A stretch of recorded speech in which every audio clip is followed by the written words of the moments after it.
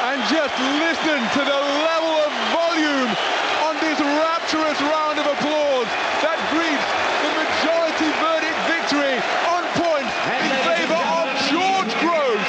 He is now the British Super-Middleweight champion, adding that to the Commonwealth title he brought with him into the boxing ring.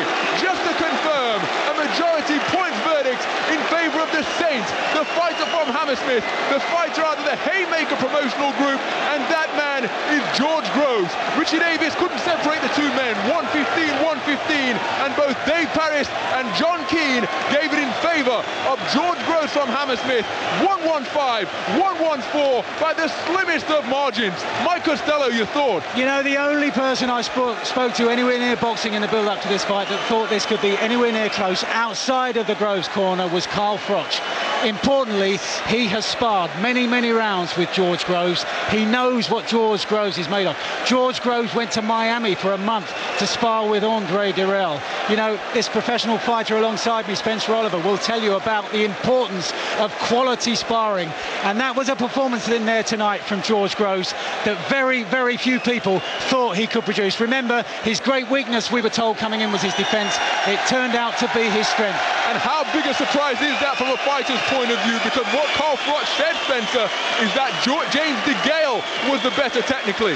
George Groves got a good dig, strong heart, strong constitution, but George Groves matched him up there for reflexes and boxing ability tonight. Yeah, do you know what he done there, Ron? What he done was he'd done his homework. They put everything into him. David Hay took him over there to spar with Andre Dirrell, one of the best southpaws in super middleweights in the world. They put everything they could to him. They'd done their homework. Adam Booth had done his homework, and he got a deserved victory. I mean, I had it all level there, but you couldn't argue either way that one went. But the tactics from George Groves, one really surprising right from the opening bell. We didn't expect him to go on the back foot like that and look to counterpunch the way that he did, but he got it dead right, didn't he?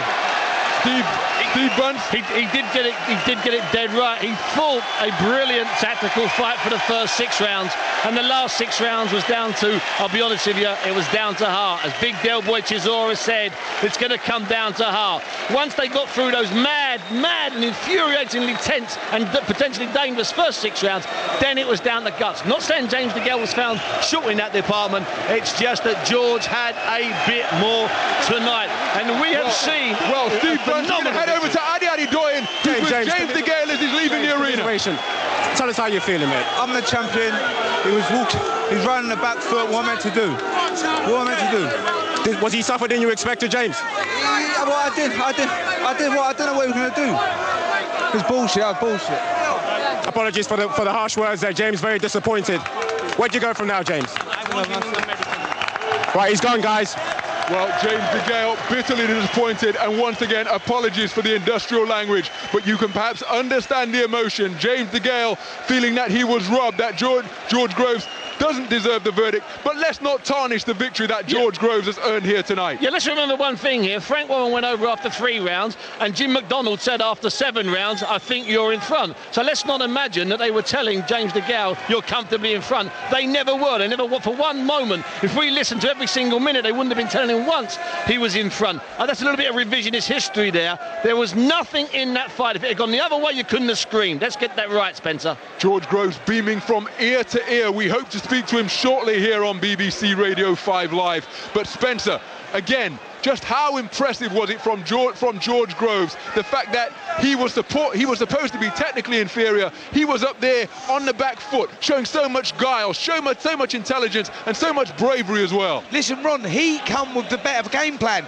That was the story here tonight. They had history, the two of them. They boxed together as amateurs right back in the day. They never just boxed in a fight as amateurs. They boxed for the same club as amateurs. So they sparred hundreds of rounds together, and George Groves done his homework and got the deserved victory. James DeGale was moaning there about the robbery. Yes, the fight could have gone either way, but there was no robbery. It was that tight, and George Groves got a deserved victory. I mean, he was great. It was a great performance. No robbery whatsoever. And just as a point of interest, the last time we were here on a bill perhaps larger than this, but on an O2 Arena bill where a Haymaker fighter fought on a Frank Warren promotion, it was on that occasion the Haymaker fighter who came out on top because David Hay knocked out Enzo Mac Iaconelli in 2 rounds to become the unified and universally recognized undisputed cruiserweight champion of the world. It hasn't gone the way of Frank Warren's fighter again here tonight, so a victory for Haymaker and Haymaker Promotions, and most importantly, George Groves. He's up there conducting an interview with a television company right now. He's got WBA heavyweight champion of the world, David Haye, alongside him, and just how instrumental has he been in the success that George Groves has enjoyed tonight? Well, you know, Mike mentioned earlier on they were over in Florida at the 5th Street Gym, Angelo Dundee's old place, for 8 or 9 weeks, and it was with David Haye. And David Haye has a winning mentality. That's the bottom line. If David Haye was a tramp on the street, he'd be the best tramp on the street, and he'd encourage other tramps to be as good as him. That's the way he is. So that has to rub off. If you're with David that much, plus they were sparring with Andre Durrell, okay, is even slicker and more awkward than James DeGale. Let's get that straight. And he sparred lots of rounds and good rounds with him. Andre Durrell, the Matrix, a man who's so fast-handed, so elusive at switching feet and stances that sometimes he makes his opponents look as though he's surrounded. He said after they sparred together, James DeGale, you're going to have your hands full, and those words proved to be prophetic, Mike. I'll tell you something as well. Just talking now in that TV interview is Adam Booth, who was dismissed by Jim McDonnell as basically a fitness consultant. But credit must go to him tonight for designing the strategy which has worked here. Yes, he had to have the courage, Groves, and the commitment and the desire to want to do it. But he was told what to do from the get-go by Adam Booth, and that is a terrific training performance. The battle of the trainers has been won, as well as the battle of the fighters. Well done, Mike, well done. Yeah, Mike, I was speaking to Adam Booth outside yesterday after the weigh-in. He looked into my eyes and he said to me, Spencer, trust me. He's been out there sparring with Durrell, who was like a Roy Jones when he was in his prime of America today. We see him when he boxed Cole Froch, people might remember him. But he said to me, trust me, this kid's going to win the fight. We've got the tactics right. We know what we're going to do. And that's exactly what happened, you know. So credit to them, credit to the whole Haymaker team, because they've done a good job. They all put their part in there. George Groves was the man inside the ropes. He had to do it, but they all constructed perfect fight strategy. Well, we commented on it before the contest. The result of the amateur bout has been repeated here in the professional ranks tonight. The stakes far higher. George Groves has inflicted the first professional defeat on James DeGale, as we're just awaiting an interview with George Groves. Very, very quick. George. He's stepping up into the boxing ring. Just again milking his opponent for all it is worth. He has got that Lonsdale strap proudly around his waist now, and how hard fought it was up there in the boxing ring tonight. He's up there doing a lap of the ring, his place of business, and now posing with Team Haymaker for the photographers who are leaning over the ropes, and all of these shots will appear on the internet tomorrow and in Monday's newspapers. Cracking performance, and as we've said, the amateur form guide proved to be, even though it's a different contest, they've both grown as fighters, no longer teenagers, it's proved to be prophetic here in terms of the outcome tonight. Yeah, it certainly has, isn't it? And you went back and you was talking about De La Hoya and Mosley, and that is exactly the same as what happened here. The fight was that tight. When they boxed as amateurs, the fight was that tight. And, you know, it just history repeated itself there. George Groves holding the Commonwealth strap aloft for the photographers. The Lonsdale belt is around his waist, and now he's making his way back out of the boxing ring, dipping through the ropes, where we hope to get a word with him. Adi Adedoyin is standing by ringside.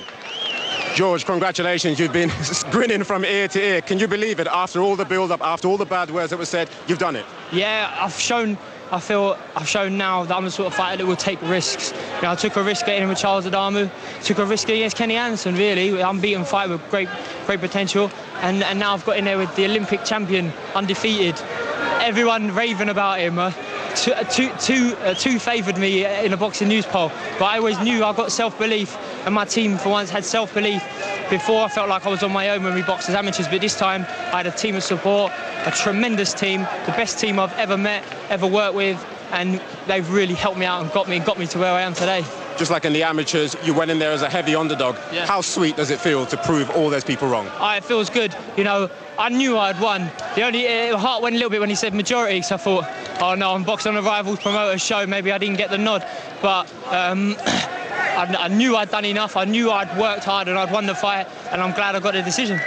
Coming into this fight, one thing that wasn't in question was your heart and your courage. Yeah. But I think you surprised people tonight by your defensive skills. Yeah. You made it very hard for him to hit you. I said that a lot of people concentrated on the negatives from my fight. and it's easy to do that. I don't blame them. But a lot of people, I feel now, will respect me a little bit more. They know that I've got ability, and I'm getting better and better. You know, I've never once claimed to be the finished article. I know what I need to do to improve. I'm willing to take the fights that will make me a better fighter, and I plan to get to the top and be the best best British fighter there ever was. What about Word and James DeGale and this feud? Is it all dead and buried now? You've been in there, you've fought. Is it dead and buried? After the fight, I shook Jim McDonald's hand. I shook Chunky's hand, and I know, you know, he's going to be upset at this moment in time, but we don't have to be best friends. But I'm happy to put this feud behind me. Easy for me to say no because I'm the number one. And where do you want to go from here now? I haven't thought about it. I'm going to sit down with Adam tomorrow and we're going to discuss the next move. But I know that it's on to bigger and better things now. I think I'll probably be the youngest, well, maybe not the youngest, but one of the least experienced main event pay-per-view fighters we've had in Britain. I'm going to leave Adam Smith up that to statistician that and tell me whether that's the truth. I'm a main event pay-per-view fighter from now on, maybe. And one last thing, would you give him a rematch? Yeah, if it's all right and it's the right move, I'll give him a rematch. But I am the best man. I beat him, and I've beat him twice now. What more do people want? Well done, congratulations, a fight that lived up to expectation. Well done. Thank you. George Groves positively beaming from ear to ear. Well, there we go. George Groves wins the British super middleweight title fight against James DeGale tonight.